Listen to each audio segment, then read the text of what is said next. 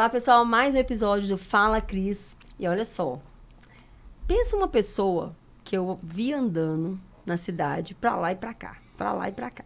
Ainda não vou falar o nome dessa pessoa, não. Não mostra não, Renatinho.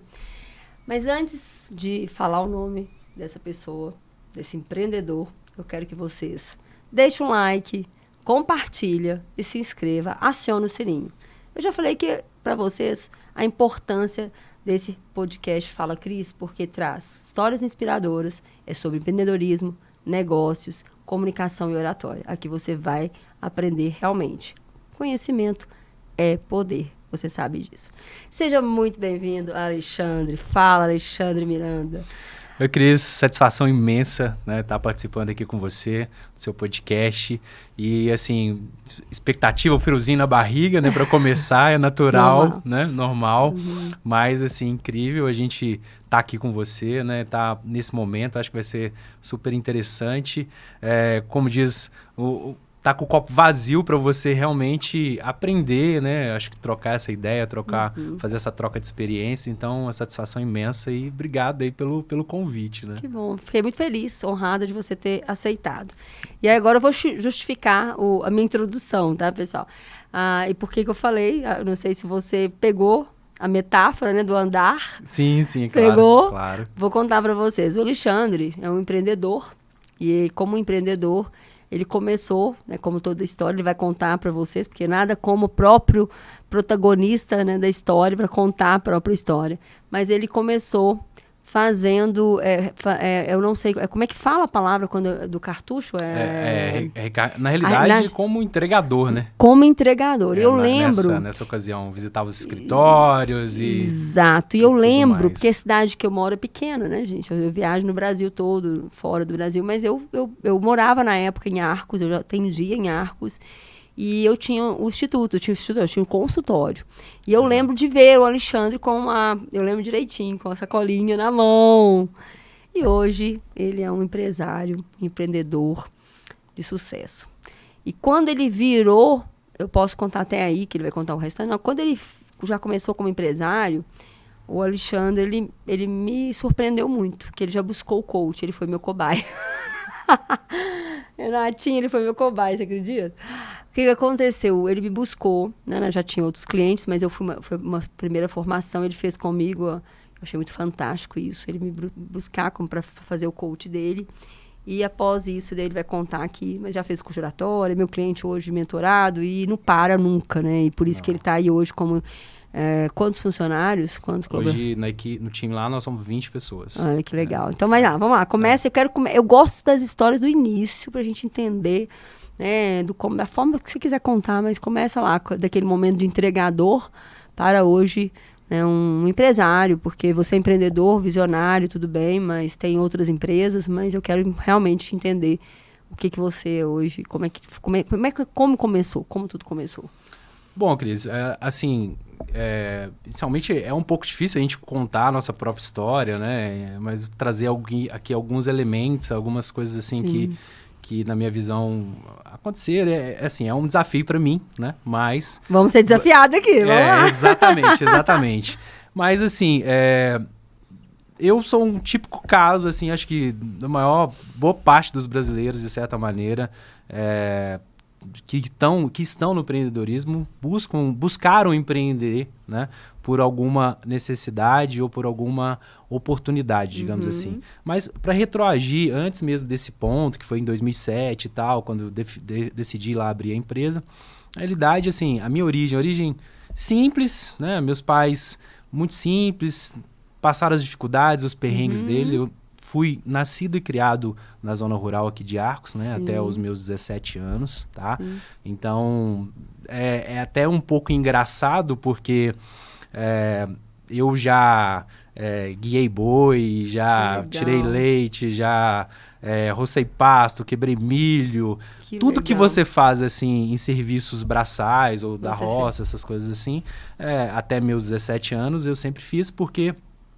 Por incrível, né, que pareça, eu sou de 86, então a gente está falando aí década de 90, né, nesse período, até 2003, de 86 até 2003, 3 foi o período em que eu morei e residi na roça, na zona rural, tá? Então, assim, desde a infância, eu sempre fiz esses trabalhos manuais, trabalhos braçais, já capinei arroz com meu pai, né, ali na Boa Vista. Enfim, é até engraçado. O meu avô sempre foi produtor rural, né, tirava leite, tinha gado. Meu avô, que é, assim, uma figura emblemática, assim, na minha vida, né, assim como meu pai, é claro, também. Mas eu aprendi muito a trabalhar, primeiro, claro, com meu pai, né? Mas a gente teve uma presença também muito grande com o meu avô, que é o vô Zembrósio, tá? Uma pessoa que sempre, assim como eu e meus irmãos, nos ensinou também a trabalhar. E, assim, foram serviços braçais, do agro mesmo, só que sem a tecnologia. Sim. O meu avô, ele tinha essa questão, essa visão dele de negócio, era uma visão mais, vamos colocar assim, não queria comprar um trator, ele não queria equipar a sua fazenda. Talvez se ele fizesse isso, talvez eu estaria lá na roça ajudando ele, né, nesse aspecto, crescendo os negócios dele. Mas o meu avô, ele tinha essa questão de ser um tipo de manufatura muito, vamos colocar assim, arava a terra com boi, gradeava com boi, cultivava ali com o cavalo, né? Essas coisas. Ou seja, o plantio é um plantio muito para a década de 90, ainda um pouco, digamos assim, a moda antiga, sabe? Então, toda a minha infância, toda essa base que eu tive até os meus 17 anos foi contato com os trabalhos braçais e manuais, tá? E como até aquele período eu vi que, olha, aqui eu acho que vai ser um pouco difícil, eu não vou conseguir ter uma liberdade, não tinha essa visão, mas eu não vou construir grana, não vou conseguir ter grana, digamos assim. Quantos anos você tinha o quê? 17 anos, né? Até meus 17 anos. Já começou a criar talvez uma sementinha ali na sua cabeça. Sim. Só que isso é muito claro. A mentalidade de você correr atrás das coisas, de você ter responsabilidade, de você ter um respeito pelas pessoas mais velhas, de você respeitar teu pai, respeitar tua mãe, isso na minha base, ela é muito forte, entendeu? Então é uma coisa que realmente... Um valor, um princípio. Isso daí, né? Isso aí, meus pais me ensinaram isso, tanto os meus avós paternos quanto os meus avós maternos, isso aí é um valor que realmente tanto eu quanto os meus irmãos, a minha família, de uma certa maneira, tem isso, né, na sua base. Sim. Então, veja bem, essa questão de sempre trabalhar em serviços, em trabalhos que, hoje em dia, apesar de eu ter meus 37 anos hoje, é meio que inconcebível para aquela época, né? Porque os modos de produção já estavam mais avançados, né? Só que assim, o meu avô, o que ele construiu, e assim como meus pais, né, minha família toda, eu acredito que muitas pessoas que tinham acesso à tecnologia naquela época, não construíram, né? Então, assim, essa questão dos meus pais, dos meus avós, isso é muito presente em mim. Então, ou seja, até os 17 anos ali eu trabalhei essa experiência rural, braçal, aí eu vi que, digamos, eu tinha que fazer algo diferente, fazer algo novo, tá? Eu formei o segundo grau em 2003, né? Ou seja, na virada do milênio, com o boom aí, né, do .com. Não tinha computador em casa, né, nessa época e tudo mais. O meu pai, ele vendia rifa, tá? Então, um dos meus primeiros contatos com a venda, em vender um produto, em saber como abordar um cliente, foi meu pai que me ensinou. Que legal. Então, vender rifa não era fácil. Né? Não, é fácil.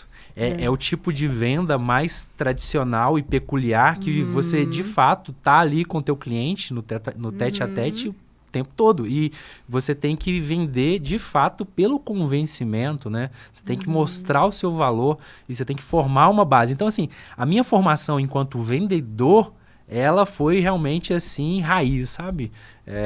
Eu acho que a pessoa que trabalha com rifa, até hoje, é um mercado muito forte. A gente sabe que Lagoa da Prata aqui, é um mercado de diversos profissionais, preponderantemente, né, são Lagoa da Prata, Santo Antônio do Monte, tem esse mercado que é muito forte.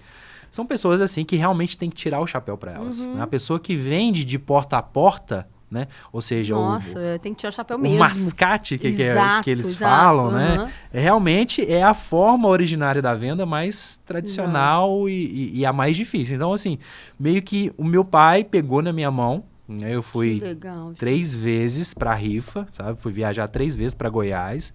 Começava em Itumbiara e até o norte de Goiás ali, bem quase na divisa, né, com, acho que é Tocantins, com Pará ali naquela região. E a gente fazia até todo esse trajeto. Então, assim, ali começou a minha parte de vendedor, de saber relacionar com o cliente, de saber cativar o cliente, saber atender, digamos assim, e saber também você utilizar algumas técnicas ali, digamos, bem peculiares, né? Porque vender, acho que você pode vender desde um celular a um curso ou qualquer coisa, os princípios, de certa maneira, são os mesmos, né? Não muda. Né? Desde que o mundo é mundo, acho que tem algumas evoluções, algumas técnicas que você vai aprimorando, mas não muda. Então, na primeira viagem eu fui rindo, sorrindo, e na terceira eu fui chorando. Eu falei, cara, não é isso que eu quero. Né? Então, nessa época, aí eu realmente falei, não, porque é muito sofrido. Eu ia te perguntar, por que você foi chorando? Eu ia te perguntar. Realmente é raiz, o negócio ali é porta a porta, é contato com o cliente. Né? É muito não. É muito, né? É sem não para uma venda. Então, realmente, assim, é muito difícil. Né? O vendedor de porta a porta, ele é, de certa maneira, assim, vamos colocar, existe muito preconceito, né? Imagina hoje, em 2023, alguém batendo na sua porta para te oferecer, né? Tipo assim, para nossa região, às vezes, quase que é meio que impensável, digamos, né? Exatamente. Então, mas é um grande mercado, ele existe até hoje e está de pé, Sim. tá certo? Né? E gera muita receita, muita grana, né? Então, só que eu decidi ali que não era aquilo que realmente não era o caminho que eu queria seguir, né? Apesar de dava dinheiro, tá certo? Sim. Dava uma boa grana, que talvez num trabalho, vamos colocar, tradicional, fechado e tudo mais, você não obteria aquele resultado. Bom, e aí a partir daí eu vi que não era bem aquilo, tá certo? E a PUC estava, acho que a PUC foi inaugurada aqui em Axis, não sei se foi em 2000, não sei exatamente, estava com os cursos. Acabado de formar. Estava com os cursos e surgiu uma vaga para o curso surgiu um curso de Direito. Então, foi a primeira oportunidade que eu falei, olha, eu tentei alguns vestibulares em universidades federais e tudo mais, não consegui, né? Aí surgiu a oportunidade de prestar o vestibular na PUC para Direito e fui, prestei e passei. Eu falei, opa, não tinha onde ficar, não tinha... meus pais moram na roça até hoje, tá? Isso é importante dizer, eles estão lá, estão com a vidinha bem tranquilo. E nessa ocasião, passei no vestibular. Desculpa. Tranquilo. Quis vir aqui para Arcos. Né? Então, aí você vai ver onde que a família ela é muito importante. Acho que em qualquer, né? Eu acho que na vida, as pessoas que você pode estar em meio de uma multidão, mas as pessoas com quem você pode contar de fato são poucas, às vezes não cabe nem na palma, digamos assim, em 2 mãos, digamos assim, né? E a minha família realmente são pessoas incríveis, né? O tio Zé Geraldo, mas a tia Conceição abriu a casa deles, né? Para me vir, não, filho, vem morar aqui com a gente, né? Fui morar com eles, né? Morei por um período na casa deles, acho que um período aí de uns 6 meses, tá? Aí fui trabalhar como auxiliar de mecânico, tá certo? Trabalhei como vidraceiro nesse período. Depois desses 6 meses iniciais em que eu morei na casa do meu tio, né? Eu fui morar com uma avó de consideração, né? Que é a avó Maria, que ela havia perdido o Voclós havia falecido, e ela, filho, vem cá morar comigo, mas é tia Gorete, que a gente precisa de uma companhia, e você faz uma companhia pra gente. Bom, Cris, então, nesse período, né, fiquei na casa da avó Maria, mas da tia Gorete por volta de uns 2 anos e meio, mais ou menos, tá? E nessa oportunidade, né, já passando o primeiro período ali do curso de Direito, surgiu a prova do Enem, tá certo? Então, eu prestei a prova do Enem, tirei uma boa nota para a época, acho que fiquei ali 86 pontos, era uma boa colocação. E essa prova, ela me deu a oportunidade, e claro, a minha condição econômico-financeira familiar me deu a oportunidade de pleitear o benefício do ProUni, tá? Então, isso foi muito interessante, porque eu lembro que na época eu pagava em torno de R$ 1.200, R$ 1.400 de mensalidade, Nossa. com um salário mínimo que na época era 600 e poucos reais, eu acho assim. Então, era bem puxado, coisa de 2 salários, meus pais ajudavam, né? Enfim, não sabia como fazer, mas eu tava ali me Você tava propondo se esforçando. a realizar, porque eu falei, cara, eu tenho que construir algo que seja um pouco diferente, né? Então eu estava buscando esse diferente sem saber como fazer, mas estava ali, né, fazendo. Aí o ProUni, ele me deu uma condição de fazer toda a minha faculdade de forma gratuita, tá? E isso me deu uma, digamos assim, um fôlego, tá? Para pelo menos ir na cantina e conseguir comprar, né, uma coxinha na cantina lá, a cantina do Oséias, né? Na época o Oséias cuidava lá da cantina. Então, assim, isso foi muito importante. Daí, eu acho também a questão, o ProUni, foi do governo do PT, né? Que acho que quem lançou foi o Lula. Então, daí que hoje eu estou muito envolvido nessa questão também de entender alguma questão de política social, onde que daí a importância do governo, também do poder público, fomentar a educação. Eu acho que uma das principais coisas que geram o maior tipo de resultado, seja na economia de uma forma geral, é a educação, né? E eu me formei através de um programa, né, público, né, da iniciativa pública. Mas, enfim, depois... Mas deixa eu só fazer uma pontuação, Alexandre. E nesse momento, a sua cabeça já tinha uma cabeça empreendedora ou não? Nesse momento, você nem pensava? Não, zero. Zero. Você queria estudar para ter uma independência financeira. Isso, tanto que naquela ocasião em que eu estava fazendo a faculdade, eu ia me formar em 2009, eu imaginava na minha cabeça que por volta de 2013, 2014, tá, eu seria um promotor de justiça, um juiz, pensava grande mesmo, né? Me dava bem com o direito, me dou bem ainda, assim, apesar que faz bom tempo, né, que eu me formei em 2009. Outra questão que eu queria falar, que eu vi muito você pautado nos valores também. Então, isso de você também já pensar, né, na educação, todo esse processo, já vem, né? Olha só, você pensava nos valores da sua família, porque tudo que você vem lá de trás, né, lá da sua família, de você vir estudando todo esse processo. Hoje, Cris, ver que hoje eu posso ter esse sentido, entender que isso digamos assim, eu já tinha essa noção de valores, de família, essa questão. Beleza, hoje eu dizer isso, ok, mas naquela época você estava digamos assim, buscando algo. Agora, dizer que isso foi determinante, eu não tenho a menor dúvida. Tá? Não tenho, porque não você tenho aprendeu lá com o seu avô, para mim está muito claro. Não tenho a menor dúvida. Que o trabalho lá atrás do seu avô, de te colocar ali no pesado, de te colocar na lida, a gente brinca, né? A gente escuta muito isso na nossa família, na lida. Essa lida é muito importante, porque dá valor hoje, né? Dá valor com certeza. Mas aí, vamos lá. Aí você fez o direito, aí o ProUni veio, aí você continuou aí você falou da coxinha, né? Aí você dá valor até na coxinha que você compra, né? Exato. Porque você não tinha grana, né? Você não tinha grana. Na minha época de faculdade também eu não tinha... perrengue danado, É um perrengue, né? A gente não tem dinheiro pra... É ou xeroca ou sai com as amigas, né? Ou faz o xerox, ou vai pra biblioteca, ou sai com as amigas. A gente tinha essa... Exatamente. Tanto que, assim...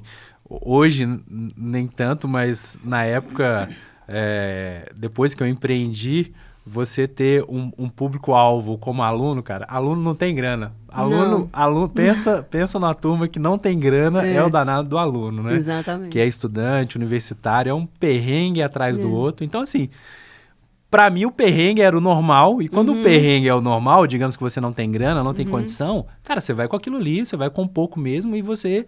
É bom que isso te dá a oportunidade, eu não estou dizendo que hoje eu tenho muito, eu tenho o suficiente para me viver, mas a gente passa a dar mais valor nas coisas, nas pessoas, né, naquilo que você conquistou. Então, eu acho que isso é fator determinante. E minha família, com certeza, é a base de tudo, né? Então, isso aí foi muito bacana. E a questão a chave de empreender, digamos... Quando foi a virada de chave? Olha, aí... Como eu comentei, né, comecei a trabalhar como ajudante de oficina mecânica de trator, né? Depois eu fui para uma vidraçaria, que é a Lumstar do Vieira, né? Trabalhei lá um período. Trabalhei, aí de novo eu me conecto com a parte de vendas, tá? que eu trabalhei um bom período, se eu não me engano, coisa aí de uns dois quase 3 anos, no União Serve Eletro, tá? Eu lembro. É. Eu lembro dessa época. Exatamente. E o meu segundo professor de vendas foi o Wilton, né? Que infelizmente ele não está aqui mais conosco, mas uma pessoa que me ensinou muito a Era vender. seu líder. Era seu líder. Era meu gerente, né? Trabalhei com o Will, trabalhei com a Patrícia, né? O Wilton, irmão do Enio, da Império de Som. Então, ele, assim, uma pessoa fantástica, né? Uma vez eu sempre fazia o trajeto, a minha avó morava, né, ali na Sagrado Coração de Jesus, número 27, então eu subia a pé e passava sempre em frente à União Serve. Eu estava procurando um dia um trabalho, vi o Wilton lá, conversei com ele aqui, eu tô precisando de um trabalho e tal, você não tem oportunidade aí de vendas, não? Ele falou, vem cá. Traz seu currículo para mim. Eu lembro direitinho. Traz seu currículo para mim. Eu, muito, né, humildade e tal, jeito da roça. Aí, levei o currículo para ele, ele me entrevistou. Não, pode começar. Tal dia. Aí, de novo, eu tive o contato com a vendas. Aí, eu aprendi mais... Olha a rifa aí, gente. Olha a rifa. Aí, eu aprendi mais a me conectar naquilo que você ensina, a ter o rapport, né? Você saber conectar com o cliente, você ter empatia, saber servir, saber vender, entender a necessidade, né, do cliente. Então, ali eu já tive uma experiência não tão do convencimento que era na rifa, né, que era você convencer, aquela venda raiz, brigada, sofrida, para uma venda de você entender a necessidade do cliente, para dentro daquele leque de produtos, eram vários produtos, né, a União Serve Eletro, era móveis e eletroutilidades, né? Para você entender o produto, para você oferecer o produto adequado. Então, veja só, a base ali com o meu pai, da venda da raiz, e depois de uma venda mais consultiva, foi me formando, tá certo? Então, foi importante também, né? Também. Exatamente, foi bacana, né? Ali um período, né, o Serve Eletro fechou, tá?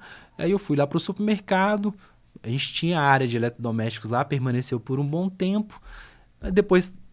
estava pretendendo descontinuar essa área, né? Então foi onde que eu fui trabalhar como entregador. Trabalhei como motoboy também por volta aí de 1 ano e meio, 2 anos, tá? E nisso, paralelamente, fazendo o curso de Direito, tá? Ou seja, tendo aquela renda ali para alimentação, né? E ajudar, né, na moradia, ajudar, enfim, para me manter, digamos, né? Sim. Na época o salário era muito baixo, né? Assim, como se diz, tinha essa questão, tá?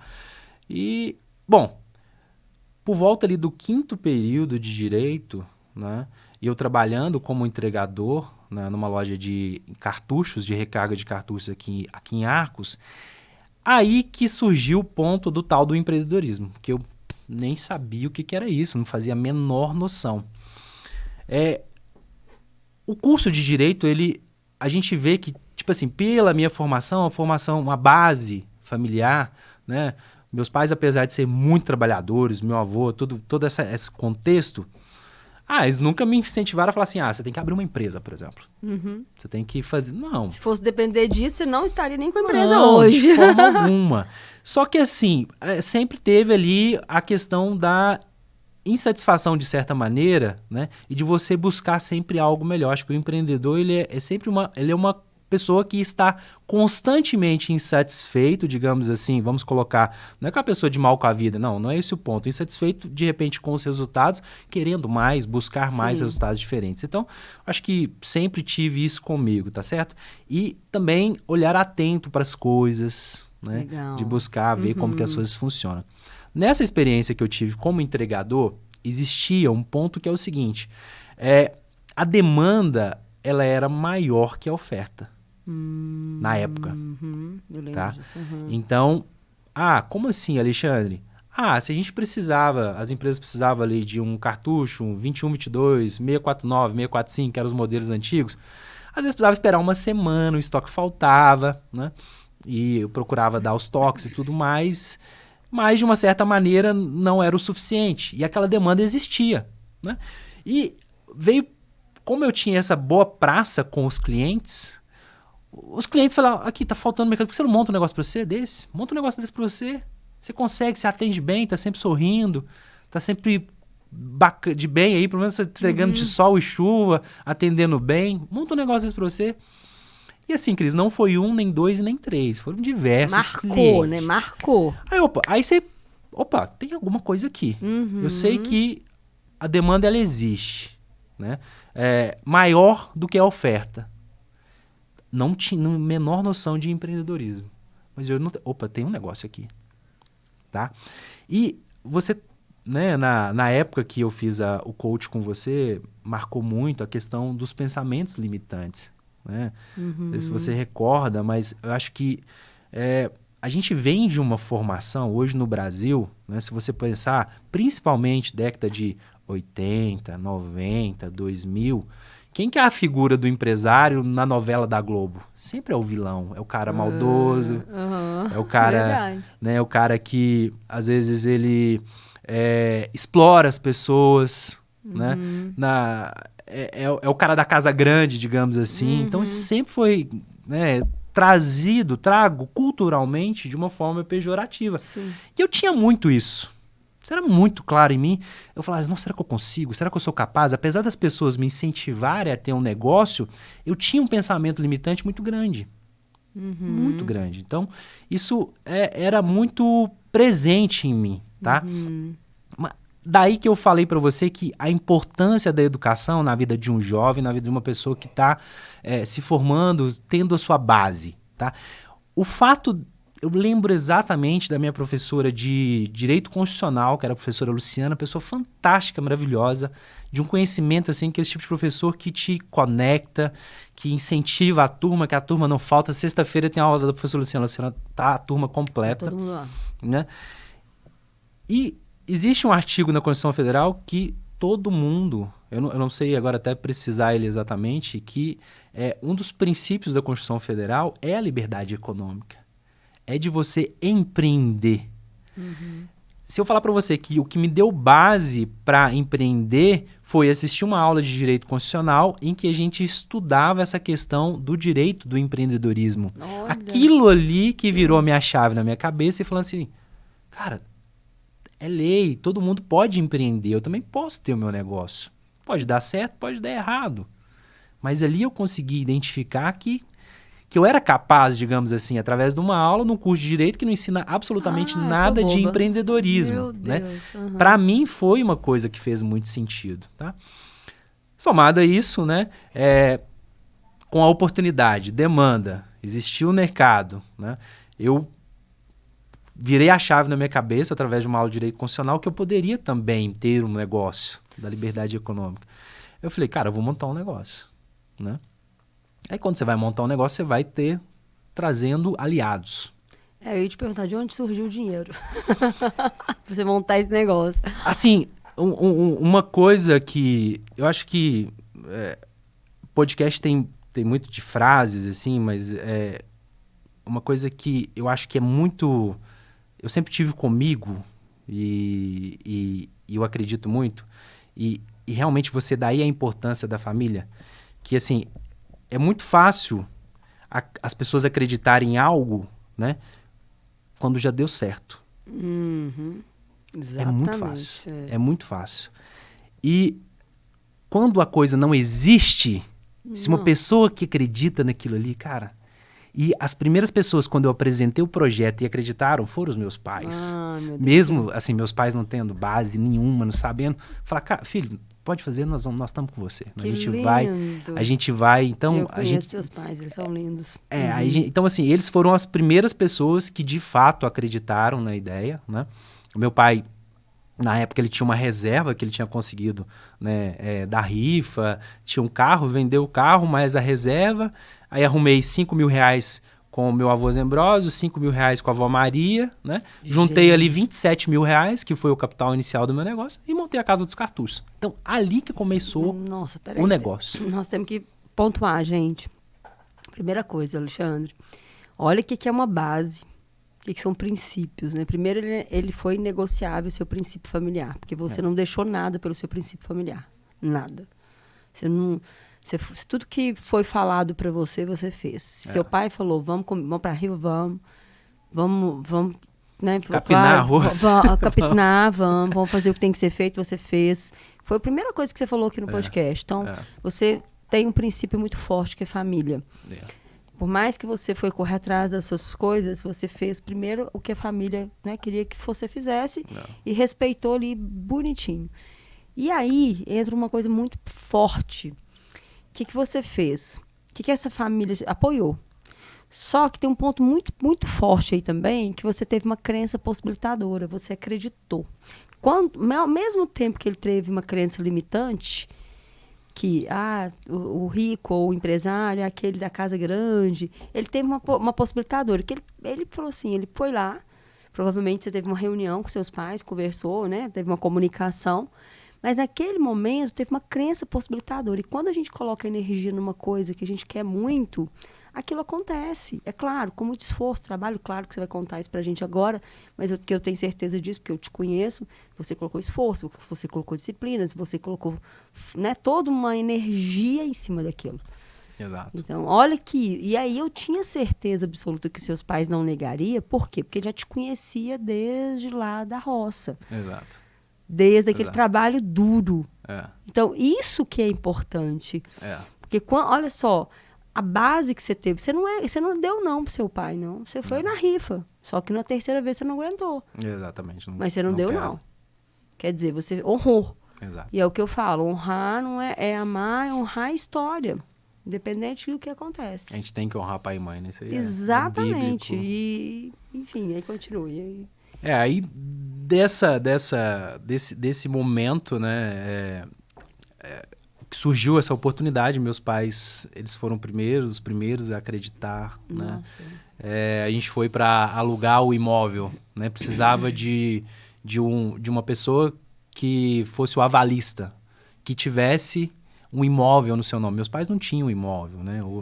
Então, o vizinho dos meus pais, o tio Vicente, a tia Maria, que foi lá, assinou, né? Então, assim, você vê que para mim estar aqui hoje, Cris, conversando com você, é uma série de fatores, uma série de situações que aconteceram, né? Uma série de pessoas envolvidas nesse processo todo, que de repente me trouxeram até aqui, né? Então, realmente... E a vida é muito isso, você saber conectar as coisas, ir somando e empilhando as coisas, né?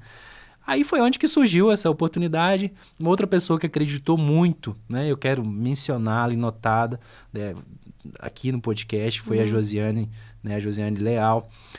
Ela apoiou muito, inclusive, o nome Casa dos Cartuchos. Ela que sugeriu, né? Coloca Casa dos Cartuchos e tal. Acho que tem tudo a ver, tem identidade com o mercado, é um nicho. Tanto que hoje, por exemplo, Casa dos Cartuchos hoje, em 2023, não faz tanto sentido de Casa dos Cartuchos em 2007. Né? Porque era um mercado muito claro em 2007. Sim. Hoje não. Hoje é uma dificuldade que a gente tem em relação a brand, em relação à marca.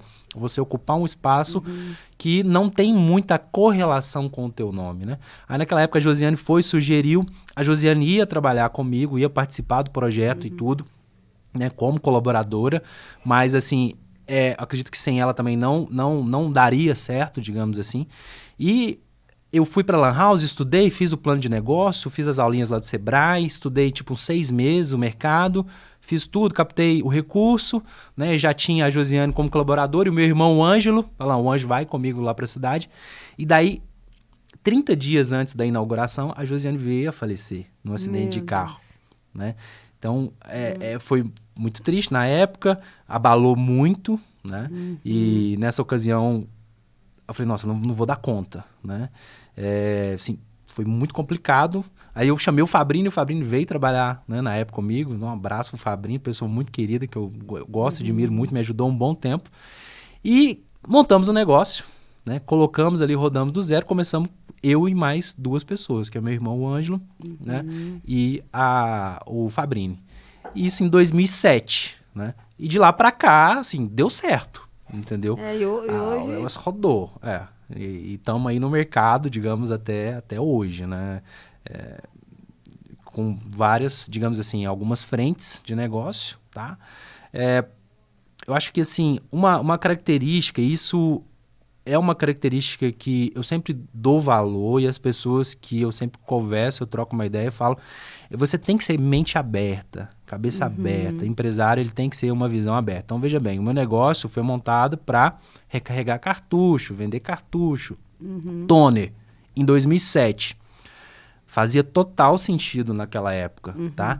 Em 2011, de 2007 até 2011, eu vi que o mercado ele ia diminuindo com o tempo, tá?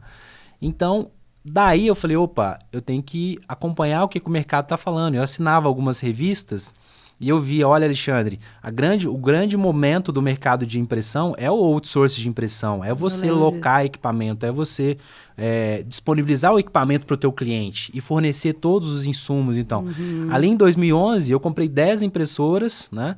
E a gente comprou 10 impressoras e começou a alocar, tá? Então, daí surgiu um outro negócio. E tem um ponto também, Cris, que eu até esqueci de comentar. Quando eu fui pagar o meu pai, o capital que ele me emprestou, né, na época que eu paguei meus avós, paguei o vô Zembrosa, a avó Maria, tudo certinho. Quando eu fui pagar ele, isso já com 1 ano e 2 meses, 1 ano e pouco. Aí ele falou assim, nisso, com 8 meses de negócio, o meu outro irmão, o Abel, né, que morava na roça, trabalhava na roça, eu falei, Abel, preciso de mais gente para trabalhar, vem para cá. Legal. Né? Então, assim, o Ângelo tá desde o início do negócio, né? E o Abel veio cerca de 8 meses depois, né? Então, hoje nós somos 3 irmãos. Atualmente, somos sócios por causa de um detalhe. Quando eu fui pagar o meu pai falou assim, Alexandre, ao invés de você me pagar, eu quero que você coloque seus irmãos como sócio. Ai, que graça. Entendeu? Seu pai também, olha que coisa, né? Exatamente. Então, assim, que ele achava sempre, né? Teve essa visão de, tipo, que os filhos têm que caminhar juntos, né? Que tipo assim, que se um destacar muito, a gente... Pra ele não era certo, não, ele queria que caminhasse junto. E, de fato, nós estamos juntos até hoje, cada um na sua função. Eu conheço os 3, gente. Os 3 já fizeram o curso comigo, é uma gracinha. Cada um na sua função. Exatamente. Né? Agora... atualmente, hoje, né, eu cuido da parte de varejo, a parte de venda e serviços, né? Da Casa dos Cartuchos. O negócio que em 2011, começou... né, com locação de copiadoras. Em 2014 se transformou na Loca Printer, que é uma outra empresa que a gente tem. Hoje, quem é o CEO da Loca Printer, quem cuida da Loca Printer dos nossos clientes é o Ângelo, né? Ele que está nessa frente, tá? E também o Abel hoje está cuidando da parte de agronegócio, ou seja, de compra e venda de gado. Então, ou seja, outro negócio. Então, os 3 sócios que trabalhavam juntos, hoje cada um está em uma frente, tá? Você vê, daí a questão da família. O meu avô, né, que todo o patrimônio que ele construiu foi de maneira braçal, no campo, na terra, o meu avô conseguiu conquistar 58 alqueires de terra. Né? É uma cifra importante, significativa, né, não é hectares. E o meu avô, há cerca de uns 10... Meu avô hoje está com 91 anos, está, né, vivo, com saúde, saudável, tem os desafios, mas está... acho que cerca de uns 10 anos atrás, acho que ele estava com 82, ele fez a doação das terras para 7 filhas. Né?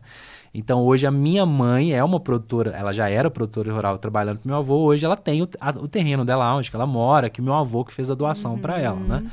Então, hoje o Abel ele cuida da parte de agro lá no terreno do meu pai, comprando e vendendo, meu pai e da minha mãe comprando e vendendo gado. Então, assim, hoje os 3 irmãos, cada um está numa frente de negócio. Ou seja, cada macaco no seu galho. Exato. E cada um dedicando seu tempo, esforço e energia para aquilo que ele gosta e que faz sentido para ele. Tá? Então, isso hoje é uma coisa que tem há 16 anos funcionou e está funcionando. E hoje está dessa forma. E eu acho que é uma maneira muito, vamos colocar assim, inteligente da gente entender os nossos negócios. Que cada pessoa está ali naquilo que faz sentido para ela, porque o Abel gosta muito da parte de gado, essas coisas todas, né? E o Ângelo se desenvolveu, tudo bacana. E uma coisa, Alexandre, que você falou, né? E você teve essa... E que bom que vocês tiveram essa humildade de fazer essa... Porque tem uma crença limitante, né? Que família não dá certo trabalhando junto. Desde que vocês não tenham uma comunicação eficaz e um discernimento de entender que cada um vai ficar com uma função. Que vai ficar com uma área que goste. Porque você vê que vai gostar de fazer. Porque, realmente, se todo mundo quiser o mesmo cargo, não dá. Né? Aí vai brigar. Ainda mais irmão, né? Ainda mais irmão, Briga mesmo. E briga é feia. Sim, então, tem que chegar num acordo. E como que é esse acordo? É conversando. Exatamente. É comunicando. Então, Exatamente. Então, vocês foram muito assertivos. E hoje, né, a Casa dos Carnés é muito mais do que... Sim, é um centro de tecnologia, né? Na verdade, a gente tem tudo ali dentro. Exatamente. Para você que está nos vendo, né, nos assistindo. Ouvindo, nos ouvindo, porque tem Spotify também. Nos vendo e nos ouvindo, fazer meu jabá aqui. Se você quiser, entra aí na internet, procura Casa dos Cartus. A gente tem nosso e-commerce, tem a nossa loja, né? Aqui com o Renatinho, nosso parceiro aqui, né, no portal podcast, toda a estrutura aqui, a gente, né, serviu o Renatinho, então é uma coisa muito, muito bacana. Eu convido você a conversar, ver entrar no nosso site, né, conhecer a nossa empresa um pouco. Como é que tem aqueles óculos de... óculos VR, né, de inteligência eu fiz uma experiência artificial. numa das palestras.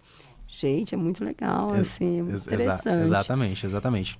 E esse crescimento... Aí tá, um dos pontos que você coloca como eu percebi, olha só, ele foi para uma lan house estudar, né? Na época não tinha computador. Não tinha. As lan house estavam em alta. Em alta. E também você não tinha condição de... Counter-Strike era o jogo do momento.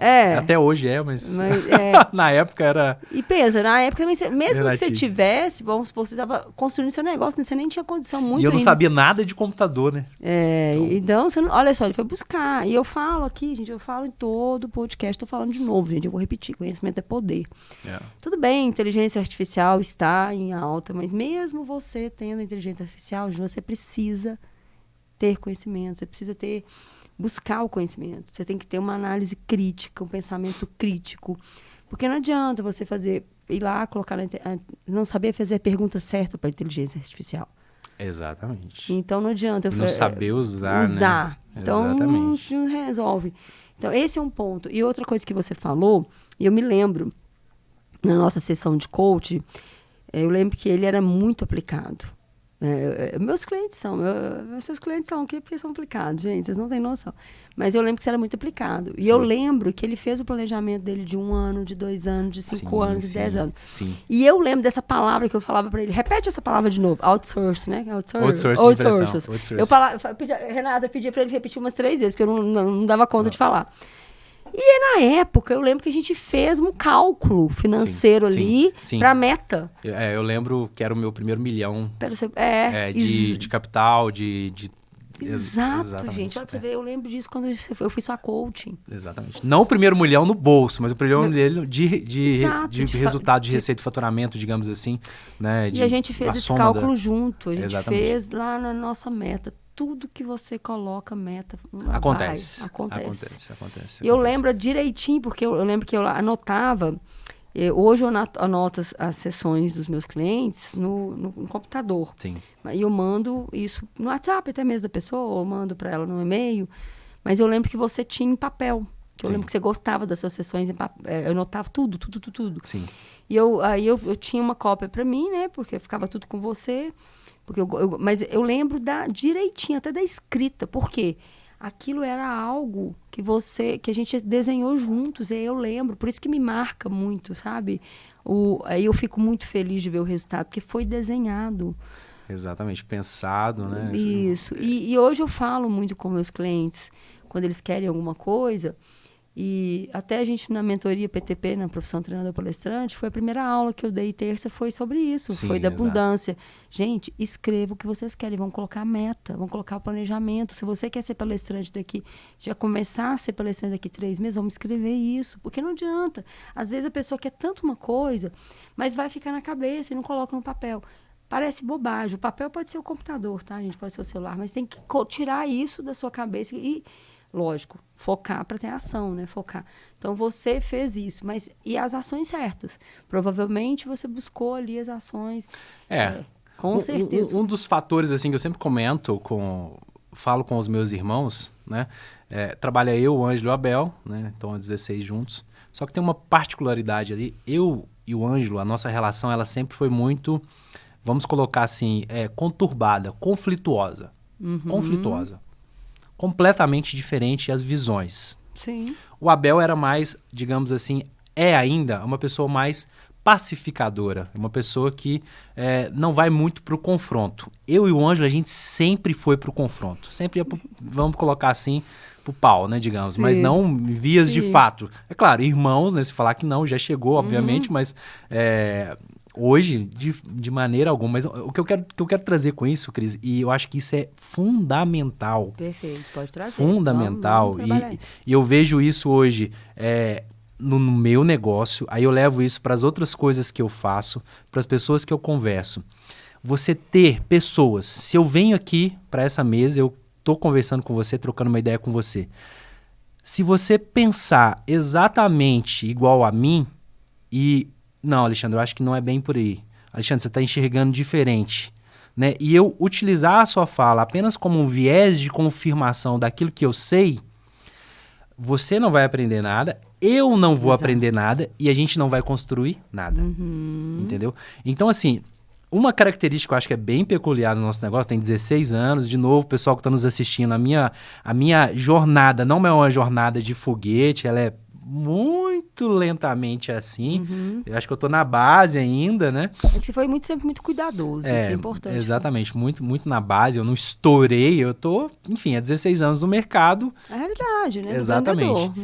Então, assim, eu e o Ângelo, o fato da gente se confrontar muito do plano das ideias e das visões nos impulsionou para frente. Que legal. E o Abel vindo com esse contraponto, mediando ali, né?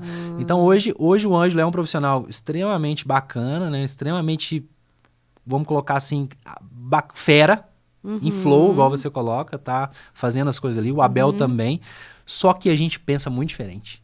E as pessoas, muitas vezes nos negócios, elas querem pessoas que pensam igual. Eu falo assim, você tem que ter pessoas que pensam de maneira diferente para você construir algo novo, senão você não constrói. Eu acho que é um triângulo ali, um elemento, né? Uma pirâmide, digamos assim, que nos alicerçou muito e nos trouxe sustentando um negócio de varejo, né, e de serviço, onde que nós estamos hoje com os nossos clientes, faturando, tendo resultado, que é mais importante. Então, acho que é um elemento também muito bacana, sabe? E como vocês conseguiram alinhar isso? Como vocês conseguiram, por exemplo, entender isso? Eu suponho que sim, com a comunicação, que a gente consegue gerir esse conflito, porque se você pegar primeiro passo que alguém ia fazer, talvez uma outra família, é separar. Brigou, acabou. E existem formas de a gente trabalhar o conflito. Primeiro é a comunicação, é sentar, conversar, ver quais os pontos ali de conflito e pacificar, ver a forma de trabalhar isso. Quais foram os pontos? O que vocês fizeram para que isso para que vocês conseguissem ficar 16 ou 17? 16 anos juntos. O que vocês fizeram para que esses pontos divergentes conseguissem juntar e crescer ao invés de separar? Eu acho assim, sempre quando há um conflito, há um atrito, né? Esse atrito, se você tiver uma mentalidade de construir, uma mentalidade que, opa, beleza, dá o choque. Nós dois aqui chocamos a ideia, eu choco a ideia com o Renatinho. Se a gente ir muito para o confronto, para luta de ideias, para afronta, digamos assim, quebrar o pau, e não saber que dali a gente pode tirar algo, a gente vai cada um pro seu lado. Né? Eu acho que no nosso caso, como a gente é irmão de sangue, acho que não tem essa opção. Vamos colocar assim, cada um ir pro seu lado. No almoço de domingo a gente ia estar junto. Sim. Então eu acho que muito isso, de novo, essa questão da família, de você considerar que aconteça o que acontecer, pode cair o mundo, pode cair o céu, mas no final das contas você vai estar junto, eu acho que isso é uma coisa que sempre nos uniu. Então os três têm os princípios da família também. Claro, com certeza. Então isso aí é fato. Tanto que, na época, eu fiz um estágio. Na época que eu estava fazendo estágio, o curso de Direito, ele tem uma fase que você tem que fazer um estágio. Eu consegui um dos melhores estágios que o pessoal que fazia Direito na época gostava, que era trabalhar direto com uma juíza, com um juiz de Direito. Eu consegui esse estágio por indicação do Anaximandro, trabalhei por 1 ano com a doutora Marcilene, tive uma base fantástica. Tipo assim, ajudava, né, um elemento ou outro ali numa sentença, obviamente, né, redigindo o que a doutora Marcilene passava, ajudava, digamos assim, você manifestar no processo, né? Que as Sim. decisões intercorrentes, digamos, ao longo que o processo vai acontecendo. Aquilo me deu uma base muito boa. E era para mim ser, de fato, advogado. Só que, assim, na hora que eu vi... Peraí, eu vou para a área jurídica, mas eu vou deixar meus irmãos na mão. Então, eu escolhi meus irmãos, eu escolhi o negócio, ajudar eles e fazer prosperar, porque era um negócio que já estava dando certo, se eu ficasse ali ia dar mais certo ainda. Sim. Então, acho que assim, é uma soma de fatores, né, que fizeram e fazem com que nós estejamos juntos até hoje, apesar das divergências, que eu acho que é muito importante você ter divergência. Senão, talvez era muito isso. E numa época, é muito claro isso até é muito importante. Até um determinado período, era a minha voz prevalecia. Então, eu tinha muito o viés de convencê-los que a minha decisão, o que eu pensava, era a forma correta. Sim. Só que eu gastava muita energia e muito esforço com isso. Né? Quando eu aprendi que ninguém convence ninguém, que ninguém muda ninguém, e que cada um tem o seu momento, tem seu aprendizado e tem a sua jornada, né? Digamos assim, principalmente o Ângelo. Cara, eu não preciso convencer o Ângelo, eu tenho que deixar ele apresentar a ideia dele e junto a gente construir alguma coisa. A partir do momento que eu liberei ele e deixei ele desenvolver uma área, a gente ganhou mais dinheiro.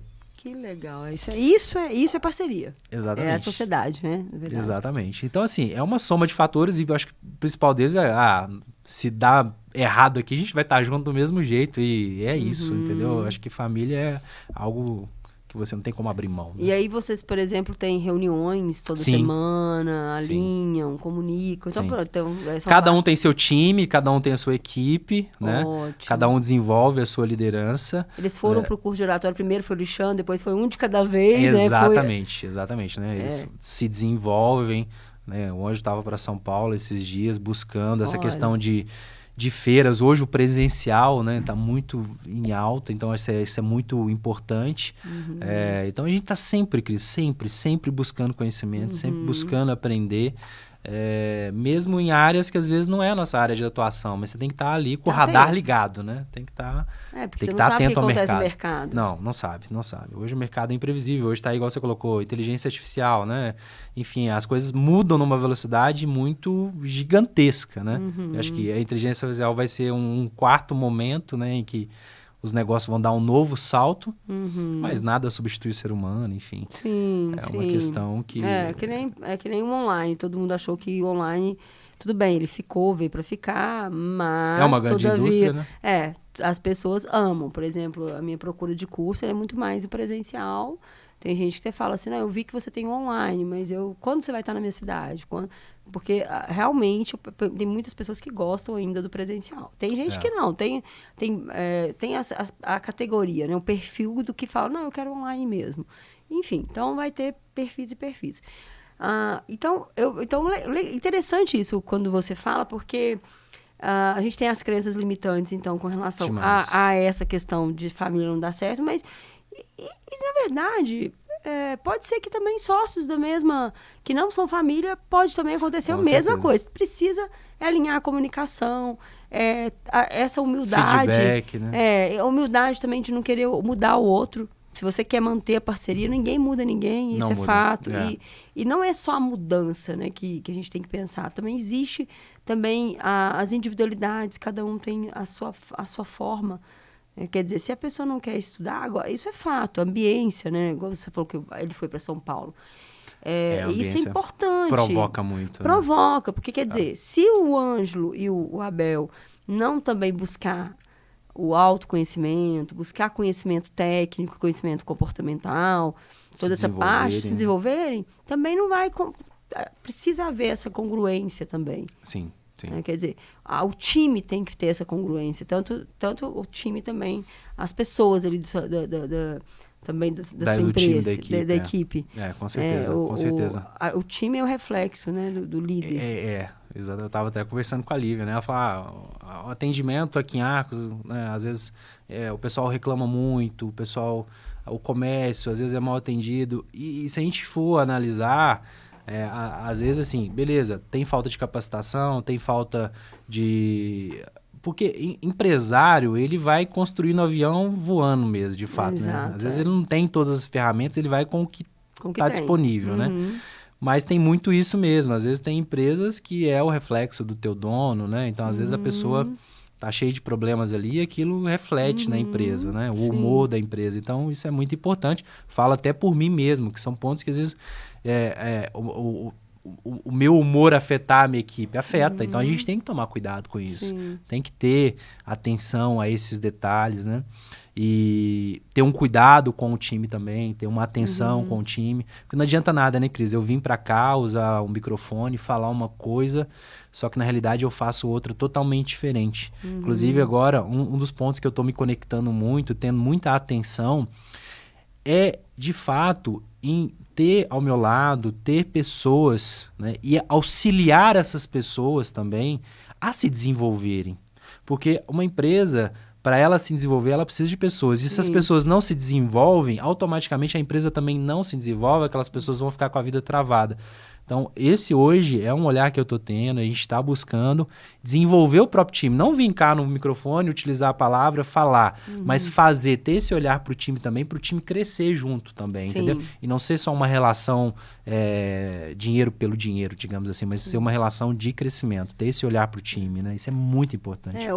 Hoje o que, na verdade, a gente, assim, teve várias gravações hoje e você não é, você tá falando, a gente tem repetido bastante, e o que você trouxe agora é algo que a gente precisa dar muita atenção mais. Pessoas são importantes e não está num pilar muito grande, principalmente em pequenos negócios. Eu até vou referenciar no pequeno, porque o pequeno é isso que você falou, às vezes não tem fôlego para poder, acha que não tem ferramenta e fala, não, eu tô apertado no financeiro, não dá para treinar meu time. Mas, gente, às vezes manda um, manda outro. Vou falar por mim, né, que eu posso dizer na minha área. Às vezes você tem um curso, ou até mesmo, você tem CDLs, eu tenho Sebrae, que tem curso gratuito. Tem muita coisa, muitas ferramentas. Muita ferramenta. Então, na verdade, não é a desculpa, né? Muitas vezes a gente usa como desculpa a falta de dinheiro, a falta de tempo. E não é. Você pode ter outras ferramentas. Um curso in company, realmente, talvez ele vai custar mais caro para uma empresa. Ele vai ficar o investimento, o custo-benefício para uma empresa menor. Faz sentido porque não tem a quantidade de pessoas ali. Mas, se a pessoa ela vai buscar um curso aberto, ela combina com o funcionário, talvez, com o colaborador, olha, eu vou pagar metade, você paga metade, porque isso é para o seu crescimento. Tudo depende da forma como é abordado, tudo depende da forma como é negociado, como é comunicado. Porque o colaborador precisa também pensar na sua carreira. Claro. Como também o dono precisa pensar. Porque aí tudo tem que pensar o seguinte, espera aí, se eu investir nesse colaborador e ele ficar bom, eu não vou trocar. Exatamente. Agora, se eu também eu não trocar... não vou investir porque eu vou perder ele, uma situação isso assim. Tem muito, eu escuto muito. Muito, né? Eu escuto muito. Porque é um pensamento limitante do empresariado. Totalmente limitante. A gente liga, né, no meu comercial, liga para as empresas, pequenas empresas, em Arcos e outras cidades, né? Sim, que a gente está em muitas cidades. Aí a pessoa fala, não, a gente não investe não, porque aqui fica, principalmente loja de roupa. E aqui é muito mau atendimento. Realmente, a gente tem atendimentos... Aí loja de roupa, as pessoas falam assim, principalmente donas de loja, falam assim, não, aqui a rotatividade é grande. Aí meu pensamento é, vamos repetir, vamos diminuir essa rotatividade? Por que isso? Por quê? Na verdade, essa rotatividade dos seus colaboradores, né, do colaborador dessa pessoa que falou isso comigo, né, ao telefone, estas pessoas, que não é só uma, tá, gente? Várias pessoas repetem isso comigo, é a falta de treinamento do seu pessoal. Porque falta de treinamento gera o quê? Gera falta de motivação, porque a pessoa tá pouca entrega. Não fideliza o colaborador. Vira um peteco, né? Na verdade, a pessoa não vai conseguir entregar. E quando você vai vender, o primeiro time que tem que comprar a ideia é seu time interno, né? Exato. Como é que você vai vender algo que nem seu time compra aquilo, digamos assim. Então, a pessoa, é muito mais caro para contratar. Muito então, mais caro. Na verdade, não é caro treinamento. É muito mais caro você não treinar. Então, o que vocês estão fazendo é o certo, é o ideal.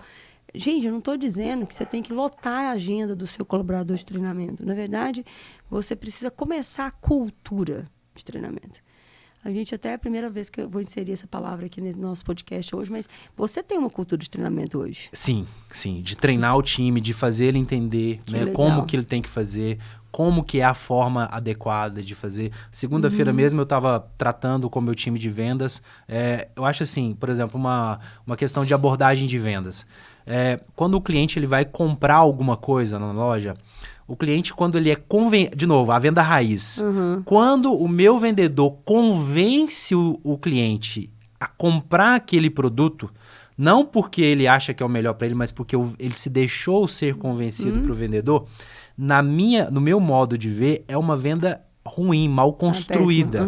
Por quê? Porque o cliente, ele vai ficar com aquela sensação, olha, eu tô levando essa xícara aqui e na realidade eu queria era outra coisa, eu não queria essa xícara, mas o vendedor me convenceu a levar a xícara.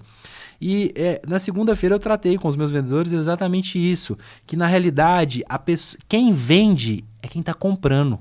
É o cliente que está comprando, é que está automaticamente se vendendo. Você, enquanto vendedor, tem que saber extrair, através de perguntas corretas, perguntas adequadas, entender a necessidade dele e a partir desse momento em que você entende a necessidade do seu cliente através de perguntas, você vai oferecer o produto, falar, olha, eu entendo que esse que é o seu produto adequado para você nessa necessidade. E o próprio cliente é que se vendeu. O meu vendedor ele só fez as perguntas certas e entendeu a necessidade. É uma venda construída de uma forma mais sólida, que aquele cliente vai ficar satisfeito com aquele produto, né? E vai retornar para a minha loja. Isso, né? Porque na teoria, né, inclusive de um professor que eu tive na USP, Dante Martinelli, que ele já aposentou, mas eu gosto de citar alguns professores. Sim. Existe uma diferença entre convencimento e persuasão. O que você acabou de falar, realmente, convencimento é péssimo. Você está convencendo a pessoa a levar. E o que você faz é a persuasão, ou seja, é extrair da pessoa o que ela tem de melhor, através de perguntas, através de cunhado do desejo, buscar ali... A necessidade, entender, né? Exatamente, o que ela precisa. tem. Quando você faz isso, você vai a fundo. Aí você está persuadindo. Aí a pessoa sai ali feliz. Exato. Nossa, eu fiz a escolha certa. Exatamente. Então, isso é bacana. Isso tá é um ponto que eu trabalhei com o time segunda-feira. Pronto, você está treinando. E aí, quando você faz isso, quer dizer, a missão foi cumprida, porque você está treinando algo correto. E Exato. não por vender. Eu Exatamente. até acho que, eu não sei, eu não lembro dessa semana que eu ministrei tantos treinamentos, não sei qual lugar que foi, mas acho que foi foi na imersão de ontem. Eu falei justamente sobre um local que eu ministrei um treinamento, não era sobre vendas, mas era sobre uma determinada pessoa que contou um exemplo sobre isso. Quando o vendedor quer muito chegar na meta e ele dá aquele desconto, ele parcela, faz do jeito dele, apenas para chegar na meta. Então, ele está, na verdade, apenas convencendo ele mesmo que ele chegou, mas, na verdade, ele não fez algo certo. Então, isso não vai resolver. Não. Né? Então, Alexandre, essa é a mágica. A mágica de você começar a entender como funciona. Então, pelo que eu entendi, o sucesso do seu negócio foi princípios familiares, princípios ali da sabedoria da família, seguir um modelo de estudo, de mentoria, de buscar informação, né? O direito foi importante para você, porque você estudou, você foi atrás. Eu vejo que você não para de estudar, você está sempre em cursos. Sempre. E treinamentos constantes do seu time, liderar bem, ter uma congruência com sua família, não, com seus sócios. Isso, com sócios, colaboradores. O nome do meu filho é o nome de um colaborador meu que trabalhou comigo um monte de tempo, né? O Álvaro. Então, assim, geralmente as pessoas ficam um bom tempo na empresa, então isso é bacana, que gosta, tá ali. Falei que ia ser um MBA, gente. Hoje à tarde, hoje foi um MBA. Muito bom. Exatamente. Então, pra gente, tem mais algum ponto que você gostaria de acrescentar? Eu acho que hoje em dia, assim, o grande desafio, né, do empresário, né, nesse aspecto aí de mão de obra, hoje as pessoas, elas estão muito efêmeras, essa questão da geração, né? Moçada que nasceu pós-2000 aí, que é o imediatismo, quer as coisas para ontem. Eu vivencio isso muito, eu vejo isso muito, né? Das pessoas, não deu certo, já desistem, né? Apontam muito o dedo, né? Enfim, muito mimimi, sabe? Hoje em dia, falando para você que é jovem, para você que tá nascido pós-2000, cara, o mimimi vai acabar com a tua vida, né? Vai regaçar com a tua vida, né? Você não vai chegar a lugar nenhum. Você tem que deixar de ser mimizento, né? Saber que o ouro tá no processo, né? O ouro tá na jornada que você vai construir. Não é na primeira dificuldade você vira as costas e sai fora. Eu acho que hoje, com essa dificuldade de mão de obra, principalmente essa questão geracional, do pessoal que é muito um instante, que é muita coisa para ontem e, sabe, Cris, não aguenta... não é resiliente, não aguenta porrada, digamos assim, não aguenta, deu problema, já quer vazar. Já quer desistir. Então eu acho que a pessoa hoje em dia, principalmente a moçada mais jovem, tem que deixar um pouco de lado essa efemeridade, né, que as redes sociais que colocam isso na cabeça da gente, né, esse modelo. Isso, e tem um ponto, tá, Alexandre, eu vou só pra ninguém fica rico da noite pro dia. Não fica, isso é né? lenda. Então, assim, para de acreditar nessas coisas que muitas pessoas que estão ali na internet te ensinando. Exato. Você vai ganhar milhões de hoje para não existe isso, gente. Não existe fórmula mágica. Existe... Eu nem vou falar trabalho duro, não, porque existe uma jornada. Trabalho. É o que eu acredito, tem jornada. Jornada. Processo, muito tempo, muita dedicação, as coisas não acontecem assim. Né? E vou dizer, conhecimento, é buscar, não vai acreditando que só com a inteligência... eu escutei esses dias um jovem, falou, não vou estudar não, porque agora tudo tem inteligência artificial. Exato. Aí para esse jovem, né, Cris? A pessoa que acredita nisso. Bom, se a inteligência artificial vai fazer tudo, ela não precisa de você, você é inútil. Então, então quer dizer, não é por aí. Por aí. Eu até então eu estava muito resistente, sabe, à inteligência artificial. Eu estava super resistente mesmo, porque eu adoro escrever. Escrevi livros, escrevi teses, imagina. Para uma pessoa assim como eu... sou de uma geração que gosta, mas enfim, fui lá, né, fui testar, porque realmente a gente tem que se adaptar e a flexibilidade tá aí, é uma soft skill, a flexibilidade tá aí. Então fui testar, aí mandei um texto e achei até interessantíssimo. Mas aí eu fui entender como é que funciona. Você tem que ter análise crítica, você tem que realmente entender da ferramenta, você tem que buscar como ela vai... Porque senão ela vai virar um texto robótico. Então aquilo ali, tem que pedir coisa certa, fazer até isso... Tem que saber fazer a pergunta certa, exato. E até isso, uma pessoa analfabeta, uma pessoa que não sabe ler, não sabe ter uma leitura crítica, uma análise crítica, não vai saber. Então, se você é um jovem empreendedor que está nos assistindo... comece a mudar o seu pensamento no sentido, você vai ter uma jornada, comece a buscar ajuda, comece a buscar formas, né, de você... esses dias eu até escutei de um jovem de 22 anos falando assim, eu já estou seguindo uma pessoa, um cara que ganha... é só fazer uma página de vendas e vender coisas pela internet. Eu falei, não é bem assim, eu fiz 10 lançamentos. Foi um momento que na época da pandemia... Eu tinha um curso presencial e 50 eventos meus foram cancelados, como a maioria de pessoas que trabalhavam com eventos. Então, eu fui para a internet, como todo mundo. Fui fazer live. E não foi tão fácil assim. Na verdade, esses 10 lançamentos, teve bastante que deu errado, teve os que deram certo. E eram momentos que eu não parava de gravar. Era muita gravação, muita live, aquilo era exaustivo. Então, não é assim. Né? Existe você tem que ter autoridade. E a autoridade não é ter um feedzinho, um Instagram bonito, um brand bonito. Não, gente, tem muito mais além. Tá? Então, eu quero deixar esse ponto, porque a nossa conversa foi muito bacana. Vocês viram que trouxe aí 17 anos de jornada. Exatamente. De fazer. Não, nem 17, na verdade, tem mais, porque o Alexandre não começou com 17, né? Tem mais tempo ali de jornada de base. Sim. Tá? Tem uma base por baixo disso ali. Então, a mensagem que eu quero deixar para vocês... que estão nos ouvindo, estão nos assistindo, construa a sua base. Começa devagarzinho, a semente. Na hora que você falou da roça, me veio uma sementinha. Que você lá na roça, seu avô, ele colocou uma sementinha ali na sua vida. Com certeza. Então, foi muito bacana isso aí. Parabéns aí pela sua história. Ali, obrigado, né? Foi maravilhoso. Que história muito inspiradora. Já queria te chamar. Depois nós vamos combinar dos irmãos, vinhos todos. Com certeza, vai com ser certeza. Legal, não vai, Renato? Com certeza. Renatinho faz um podcast aí, vai dar umas 3 horas de podcast. É muito interessante. Muito pessoal, para vocês que estão assistindo, compartilhe mais uma vez, deixando esse recadinho aí. Compartilhe, que vocês viram que foi inspirador, não foi? Então, compartilhe, deixa o like.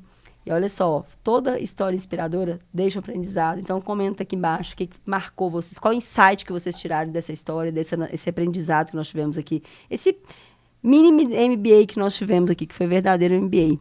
E é isso. Muito prazer mesmo, foi ótimo conhecer mais essa história. Prazer todo meu, Cris, e parabéns aí pelo seu trabalho, né, por esse momento aí de você entrevistar diversas pessoas, que todo mundo, com certeza, é uma coisa que eu carrego comigo, tem alguma coisa para ensinar, e isso é muito bacana, e a gente tem que ser humilde e saber extrair o melhor das pessoas, né? Então é isso, parabéns e sucesso. Valeu demais. Valeu!